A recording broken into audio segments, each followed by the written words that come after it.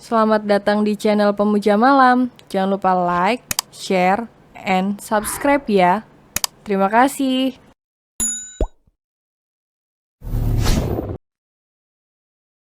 Chapter 29 Mami Muda dan Putri Tiri. Beritahu alamat rumah Franklin. Gabriel berteriak marah di seberang telepon. Enggak, jawab Friska tegas. Pulang, Mas, tidak usah cari masalah, perintah Friska pada Gabriel yang sepertinya masih dipenuhi amarah. Aku tidak akan pulang sebelum memberikan pelajaran pada Franklin. Perut Friska sakit, Mas. Keluh Friska akhirnya yang masih berbaring di kamarnya. Meskipun sebenarnya sakit di perut Friska sudah mendingan. Sakit sekali, apa kamu tadi lari-lari? Aku pulang sekarang lalu kita langsung ke dokter, ya. Telepon terputus begitu saja dan akhirnya Friska bisa menarik nafas lega sekarang.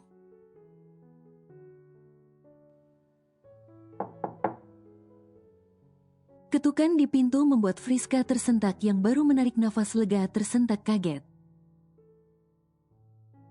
Friska turun perlahan dari atas tempat tidur dan segera membuka pintu. Kuina. Gumam Friska saat mendapati Kuina berdiri di depan kamarnya. Mami baik-baik saja? Tanya Kuina yang wajahnya terlihat khawatir. Iya, apa bunda memanggil? Tanya Friska khawatir. Tidak, bunda masih sibuk di dapur. Jawab Kuina seraya menundukkan wajahnya. Kuina hanya mau bilang terima kasih dan minta maaf atas semua sikap Kuina pada Mami selama ini. Lanjut Kuina sedikit canggung. Friska tersenyum simpul. Iya, akhirnya kamu tahu bagaimana sebenarnya Franklin itu, kan? Iya, Mi. Kuina benar-benar menyesal karena waktu itu sudah menuduh Mami yang bukan-bukan. Maaf, ucap Kuina sekali lagi. Iya, udah Mami maafin. Friska sedikit canggung saat menyebut kata Mami yang merujuk pada dirinya sendiri. 18 tahun dan sudah jadi Mami untuk Kuina yang berusia 12 tahun. Kalau dipikir-pikir lucu juga. Kenapa Mami tersenyum sendiri? Tanya Kuina bingung. Hah? Friska langsung salah tingkah. Nggak apa-apa, berasa aneh saja kamu panggil Mami. Jadi berasa tua. Kekeh Friska seraya tergelak. Terus Kuina harus panggil apa? Nggak mungkin panggil Kak, kan? Kuina ikut-ikutan tergelak. Ya udah panggil Mami aja nggak apa-apa. Nanti lama-lama juga terbiasa.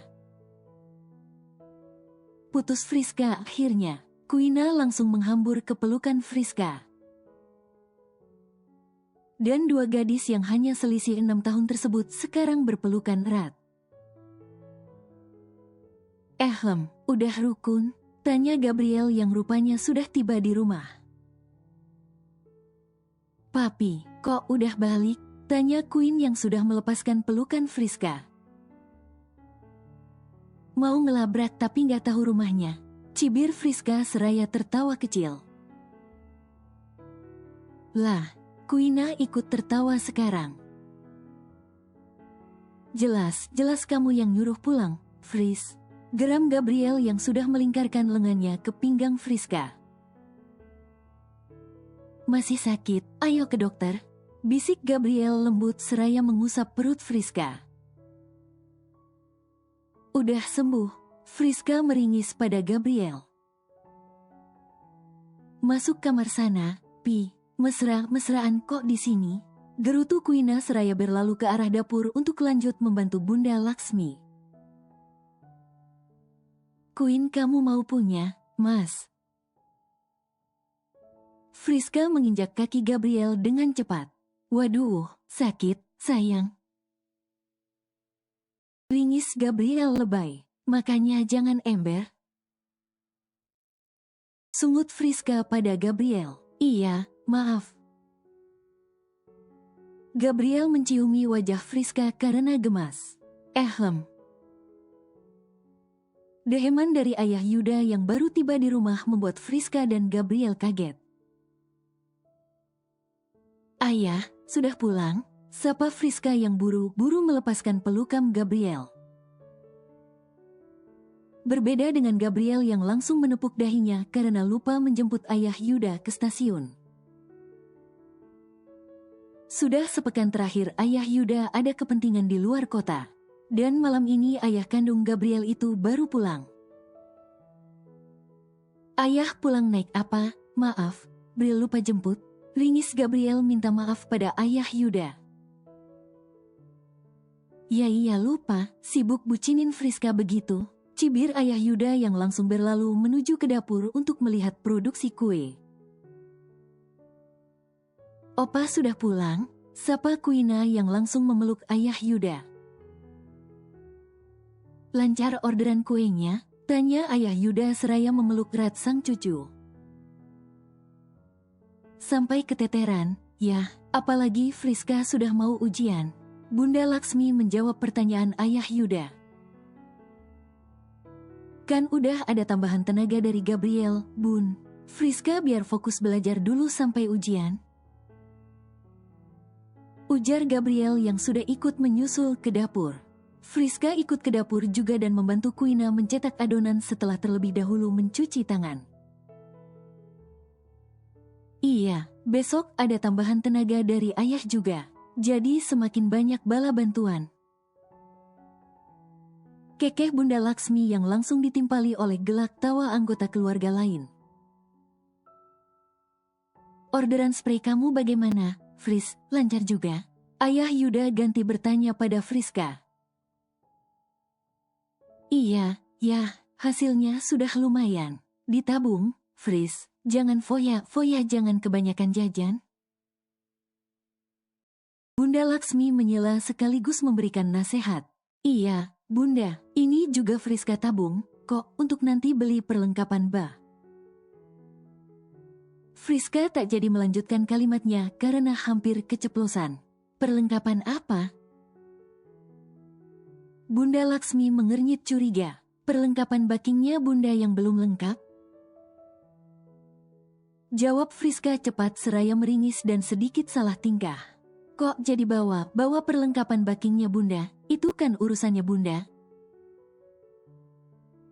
Uang kamu ya kamu pakai buat kebutuhan kamu sendiri dan gak usah mikirin peralatan baking Bunda. Cerocos Bunda Laksmi yang langsung mendapat teguran dari Kuina. Oma ini dikasih perhatian sama anak mantu kok malah ngedumel. Bilang makasih, Kek. Apa, Kek? Ketus aja katanya.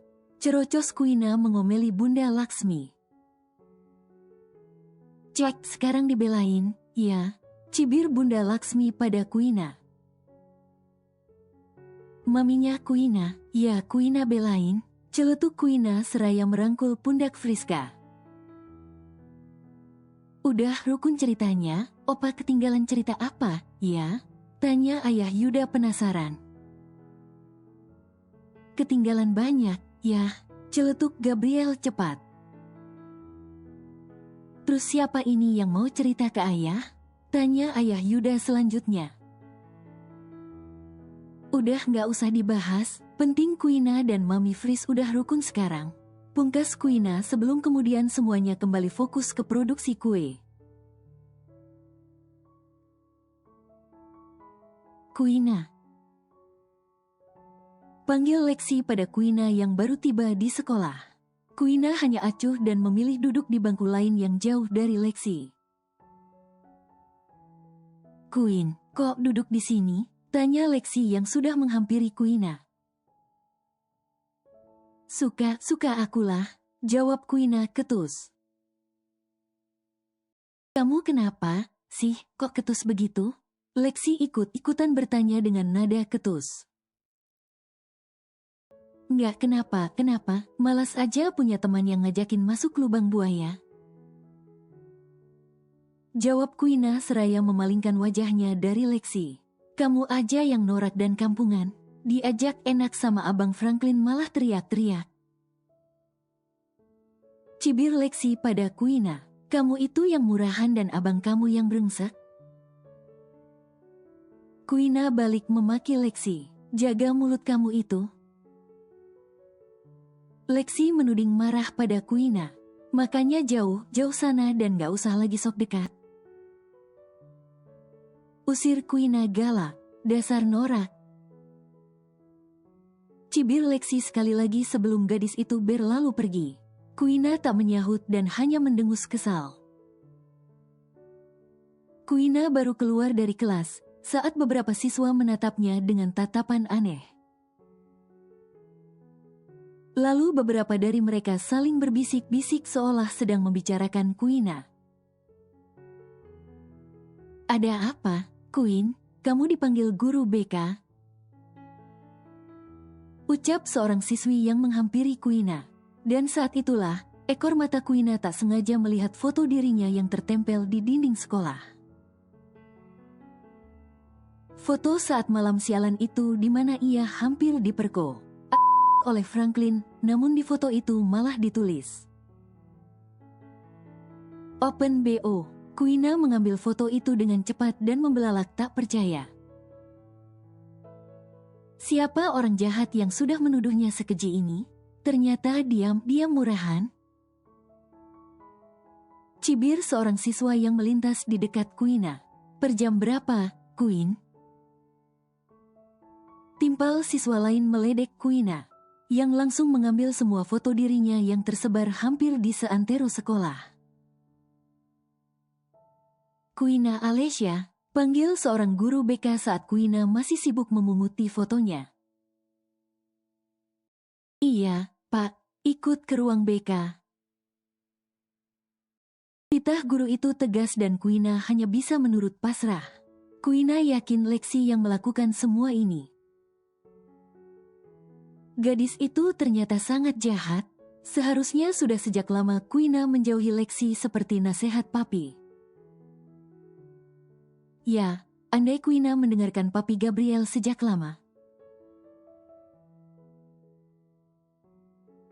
Semuanya bagus, ucap dokter setelah memeriksa kandungan Friska.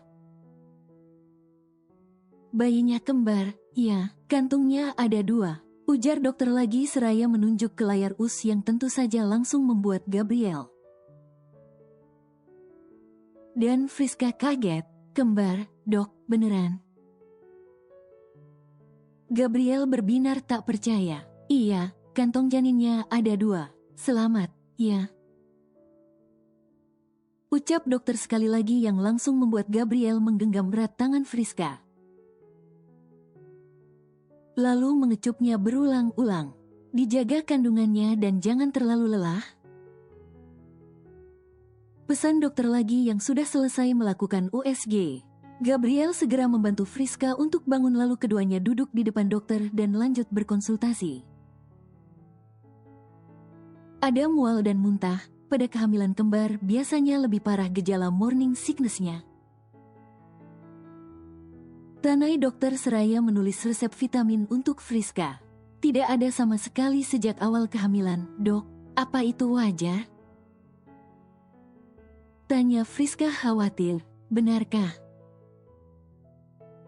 Dokter sedikit kaget. Kenapa, dok? Apa itu masalah? Gabriel terlihat khawatir. Bukan masalah sebenarnya. Bawaan setiap hamil memang berbeda-beda.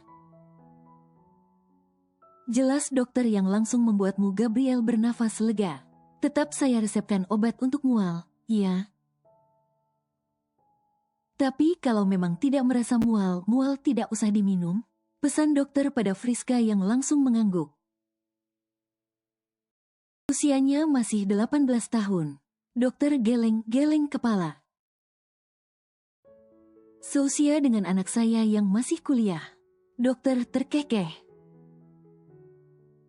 Sebentar lagi juga sudah lulus, dok. Tukas Gabriel mencari pembenaran.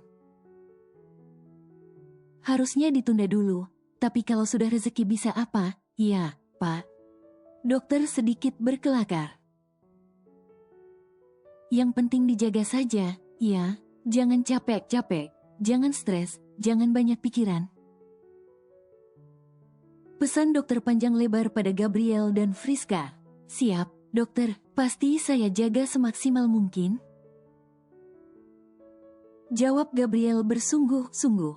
Setelah berterima kasih dan sedikit berbasa-basi, Gabriel dan Friska langsung pamit dan menuju ke apotik untuk mengambil obat serta vitamin. Kembar. Gabriel masih tak percaya dengan hasil USG. Mudah-mudahan Princess dan jagoan, ya.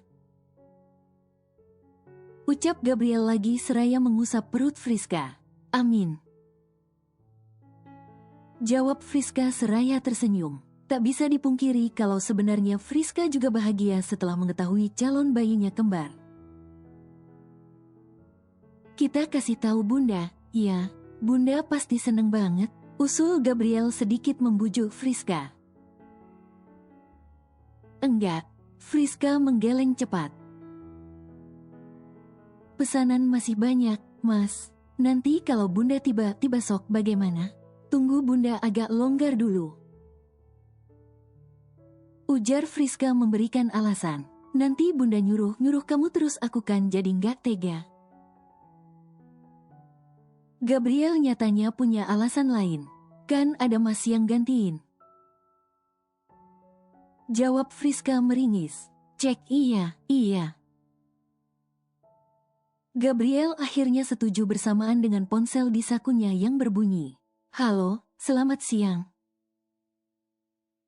Sapa Gabriel pada nomor asing yang meneleponnya. Pak Gabriel Ferdinand? Iya, saya sendiri. Dengan siapa? Iya, saya guru BK-nya Queena Alicia. Bisa ke sekolah sekarang? Queena, kenapa memangnya? Apa putri saya membuat masalah? Tanya Gabriel tak sabar. Tepat sekali, silahkan ke sekolah sekarang, Pak. Baiklah. Pungkas Gabriel seraya menutup telepon. Ada apa? Tanya Friska karena melihat wajah Gabriel yang sudah berubah cemas. Queena membuat masalah di sekolah katanya. Aku harus pergi sekarang. Aku antar kamu pulang dulu. Friska pulang sendiri saja, Mas. Nanti naik taksi. Mas Bril ke sekolah Queena saja. Ujar Friska cepat seraya mengusap lengan Gabriel. Masih menunggu obat juga, kasihan Queena. Ujar Friska lagi. Baiklah, nanti telepon aku kalau sudah sampai rumah, ya. Pesan Gabriel seraya mencium kening Friska. Iya. Hati-hati bawa motor. Gantian Friska yang berpesan pada Gabriel. Aku pergi dulu. Pamit Gabriel yang akhirnya meninggalkan Friska sendirian di klinik. Gabriel segera memacu motornya ke arah sekolah Queena. Itu fitnah, Pak. Queena masih berusaha membela diri atas cecaran pertanyaan yang dilontarkan oleh sang guru BK. Fitnah apanya? Foto kamu sudah terpampang jelas begitu. Pakai baju terbuka, diam saja saat digerayangi. Mau jadi apa nanti kalau sudah besar? Jadi perempuan itu jangan murahan dan jangan mau saja dipegang-pegang oleh lawan jenis. Saya juga berontak itu, Pak. Sergah Queena mulai emosi.